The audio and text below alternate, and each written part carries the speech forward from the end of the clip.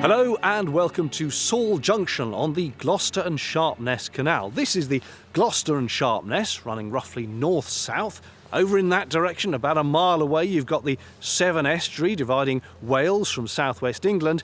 And behind me at the junction is the Stroudwater Canal, which runs for about 7 miles up to, you guessed it, Stroud. Meanwhile, 36 miles to the east lies the town of Lechlade, which is on the River Thames.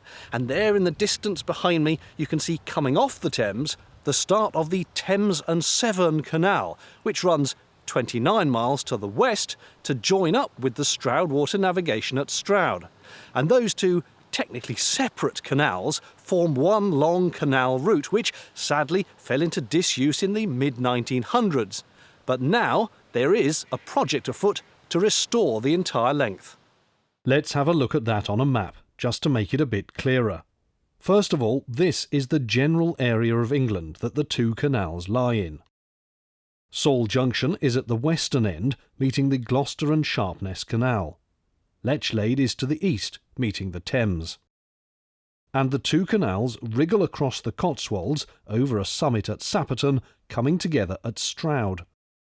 The Stroudwater was opened in 1779. The Thames and Severn completed the route 10 years later. The mammoth project to restore the whole 36 miles is being undertaken in 3 main stages, although the first stage has itself since been split into 2 for financial reasons. Stage 1 is the full length of the Stroudwater navigation plus a tiny bit beyond to Thrupp on the eastern side of Stroud.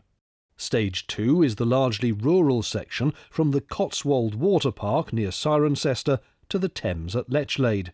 And Stage 3 is the middle bit. There are several reasons to do it. The first thing, obviously, from our point of view, is to restore a heritage project going back to 1775. So this is a key heritage item, particularly here in Stroud. The second thing, the environmental side of things, creating new waterways, creating new diversity. We've got bats. We have a large population of water voles that we didn't know we had, which is a good thing and a bad thing, because that actually limits what we can do. We've obviously got other animals around, a wildlife corridor, a water corridor that's very important, and eventually when we get to the Thames there will be a wildlife corridor right the way through from the Severn to the Thames. We have archives going back to the original company, going back to the 1730s. We want to digitise those for research and education. And the main beneficiaries will be the community. We're doing it for the people, and the people are supporting us. You might think that to restore a canal you just start at one end, such as here at Saul Junction, and dig until you get to the other end. And first impressions from the air suggest that's what's happened, but it's an illusion. The water stops after just a few hundred yards, and then there's 4 miles of countryside before you reach the start of what's actually been restored and rewatered so far. That 3-mile section goes through the middle of Stroud and ends, as mentioned earlier, at Thrupp. It had to be done like that due to the complexities of sorting out land ownership and financial arrangements such as charitable grants. But whilst the bit that's fully finished and in water is therefore landlocked, it does act as a showcase for what the Trust can do, given time and, crucially, money. For example, here's Ebley Mill, which dates from the early 1800s and was once a cloth mill. The area around it has been transformed as part of the canal revival, and now shows how the waterway gives a focus to businesses such as restaurants and cafes. A quick recap then. The first half of Stage 1 is complete, with fully watered canal running from Thrupp through Stroud and out to the west at Stonehouse. From there back to Saul Junction is the next phase, 1B, 4 miles of open countryside, and for most of that the old canal still exists, albeit that it needs digging out. Already many of the old locks have been unearthed and restored and are being tended to while the canal route is being dug. But, starting at this old canal bridge, there's a 1-mile section called the Missing Mile, where the canal has to be rerouted because of modern-day interruptions like the M5 motorway, which you can see in the distance there, and the A38 trunk road. Getting past the latter has been dealt with, courtesy of cash from the Department of Transport. That enabled construction underneath this roundabout of a bit of canal that will become part of the missing mile route. It looks a bit odd at the moment, being entirely unconnected to anything, but this was actually a crucial part of the restoration. That such challenges can be overcome is all the more remarkable because the canal restoration is not a commercial project. It's largely being undertaken by a vast group of dedicated volunteers. They not only dig the canals, but have also created all the back-end infrastructure they need to be able to do it. Take this place, for example, the Western Depot. Here, an army of volunteers make and mend the tools that the other volunteers need to build and maintain the canal. It is a complex thing, the canal. It's not just digging a channel, although even that has its issues, but it's all to do with locks, water management, how do you get a boat from A to B, things like that. And it is a highly complex piece of, well, not piece of equipment, but a thing that we do. And we need a lot of expertise in different departments. And from here, we react to what they ask us for. It might be refueling their boats, it might be refueling their diggers. Something may have fallen off, we need to weld it back on again. It's all that sort of thing. And really, there is no end to the quantity and type of jobs that we do. And don't forget that once sections of the canal are finished, you can't just forget about them. They then need ongoing maintenance, such as dredging. Canal building is such a slow, multi-year process that all the bits that are completed continue to need care while the rest is done. A good thing the Cotswold Canal Trust has such a keen team on board. Notwithstanding the best efforts of the volunteers, building a 36-mile canal through towns, villages and countryside simply can't be done on goodwill alone. For the big-ticket items where the canal has to get past road and rail, professional contractors simply have to be employed, and that accounts for the bulk of the estimated £100 million cost of the total restoration. Even just the bit they're doing now is likely to cost around £24 million. A prime example of such substantial engineering is found at Stonehouse, where the so far watered section comes to an end. It looks trivial to start with, but there's a twist in the tale. Unlike most canals, there is a very slight flow of water on this one because it's fed by some small streams. But when the water gets to this point, what is called the ocean, it can only go through this rather small culvert, which is clearly not big enough for narrowboats. However, by Christmas, this is going to have been replaced with a boat-sized concrete structure. And that's a much, much bigger project than it sounds, because above that small culvert lies a railway line. So an entirely new bridge, big enough for the boats to go under, but sturdy enough for the trains to go over, has to be built and put in place with minimal disruption to the railway. These vast slabs, rising into the sky like a concrete Stonehenge, are modular sections of that new bridge. Pre-cast so as to slot together like a giant Lego project, they'll be installed at the end of the year. Little wonder the total bill will be sky high. So, who's funding it all? From the overall point of view, this is a partnership, and it includes ourselves, the local district council, the county council and Canal and River Trust. And between us, we're putting up 10 million of cash for this project.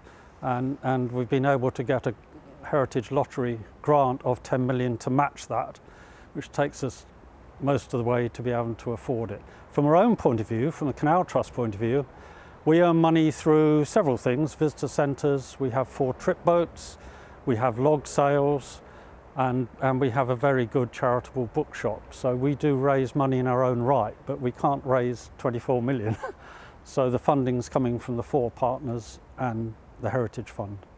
While progress gets underway on stage 1B in the west, the later stages of the restoration aren't mere pipe dreams. Steps, albeit tentative ones to a degree, are underway here too, This brand new bridge, for example, may look a little isolated in the middle of the countryside, but courtesy of a generous donation for the entire cost, and with the landowner's permission, getting this constructed stamps a small footprint in the land, like Armstrong on the moon planting his flag. It is essentially a statement of intent, letting locals know that the trust exists and that progress is being made. But it's not going to be quick. Down this end, we only own 2 tiny bits. The biggest piece is down at Lechlade, Inglesham, which is 400 metres long. That's the piece that actually joins the Thames. We own that. And there's a small piece between here and the tunnel, which we own as well. Very short section. We have to have conversations with all the landowners, because virtually all of it is either in agricultural ownership. Some has been leased out to quarrying companies, and some small sections are in private ownership. So all of those people have got to be talked to get their agreement to ultimately allow us to restore the canal. And generally speaking, most of them are kind of on board, one way or the other, but probably for a price. The challenge is going to be getting more volunteers as well, and it's a bit of a chicken and egg. Do we get the permission to do it before we get the volunteers and not see any action on the ground? Or do we have lots of volunteers available who then get bored because there's no opportunity to do anything because we haven't got the permissions? So we have to build the resources up and the access at the same time in a sort of progressive, logical way. And that's kind of what we're doing at the moment, planning for the restoration this end by working on the permissions, working on getting the water, and then trying to build up the volunteer base. That brief mention of water belies the scale of the problem they're facing on this side of the canal's summit. Digging it out's easy, keeping it watertight's quite hard, because a lot of it, is, as I said, is porous, so we're going to have to do a lot of clay lining to keep the water in, but then getting the water, getting the permissions to get the water is going to be the hard bit. The other side, they've got the Frome River, and they've got lots of local small springs and rivers flowing down the Stroud Valley, which can keep the canal topped up. This side is very flat, very porous, and despite it being surrounded by huge numbers of lakes in the water park, that water isn't accessible to us. So we've got to find novel ways of getting water to keep the canal topped up to make it actually operable when we've restored it. And for that, they've come up with a cunning plan. There are many gravel companies around here digging big holes in the ground to get the gravel out.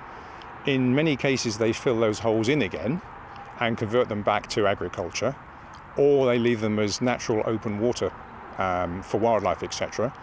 But we're having some discussions with a couple of them about making the holes much deeper when they finish getting the gravel out and turning them into reservoirs for us.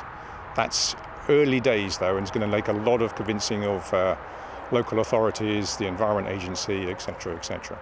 For stage 3 of the project, the middle bit, which certainly does lie some years into the future, there is still a degree of work underway.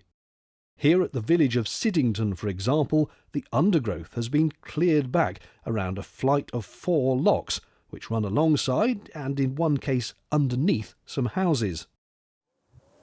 These locks are quite unusual because in the 1830s they were shortened from 90 feet to 70 feet to save water. And because you can walk in and around them, it's easy to see the infilled section at the end, constructed underneath as an arch so that the existing sluice gates at the far end could continue to be used to fill the lock. From here at Siddington, near Cirencester, to Latton, about 5 miles in that direction, is a public right-of-way. So even though the canal is largely unrestored, you can walk along this length, marvelling at the old route and pondering exactly how they're going to restore amazing structures like this. Making the canal visible, accessible and interesting to the general public is a crucial part of getting the project done. Back at Saul Junction lies one of the Trust's visitor centres, where they'll sell you a T-shirt, mug or keyring to raise funds, and where yet more volunteers will help to educate and inform passers-by about the work that's going on. It's incredibly important, the way that the public support us both financially, by donations, also supporting us through our boat trips, our visitor centres, and also everything that they buy and donate. Just their physical presence of being in the visitor centre helps us towards our lottery fund bids, But they are key to everything we do. The more people we can educate about the canal, the better. The Cotswold Canals Trust has something like 7,000 members, but more are always needed and welcome, and the Trust says it has a lot to offer. The volunteers are an incredible bunch, and they come from all walks of life. They come here to enjoy what we're doing, to achieve things, because we do achieve an awful lot here. And a lot of it is masked. You know, we do something like weld a boat up, and then somebody goes and sticks it in the water. You can only see half of it. So there's a lot of hidden stuff that we do, and there is a huge amount of job satisfaction. And if you think that the vast majority of us are retired, going through your working life and talking to customers, travelling, that sort of thing, you have this constant interaction, and all of a sudden you retire, and suddenly you don't have that interaction, and you're stuck with the wife. I mean, you're with the wife more than you want to be. So this gives interaction as well. We do have people that have a basic knowledge of canal, but also people that actually have retired, moved to the area, and just want to get involved in something. And we make it so easy for people to become involved. There's no pressure on people to commit to so many hours. I have volunteers here that might do 1 day a month, and that's fine because it's what people feel comfortable, and we want people to enjoy being part of the Cotswold Canal Trust family. You know, it's such a diverse range of skill sets that it's just lovely. Next year marks half a century since the Trust began, but the bulk of the progress has been in the last decade. Now they want to have Phase 1 fully completed by the end of 2024. And the hope is to do 10 miles of the eastern stretch within 5 to 7 years if they can get the funding. So if you'd like to chip in with money or your time, there's a link to the relevant websites in the video description. Thanks for watching. Cheerio.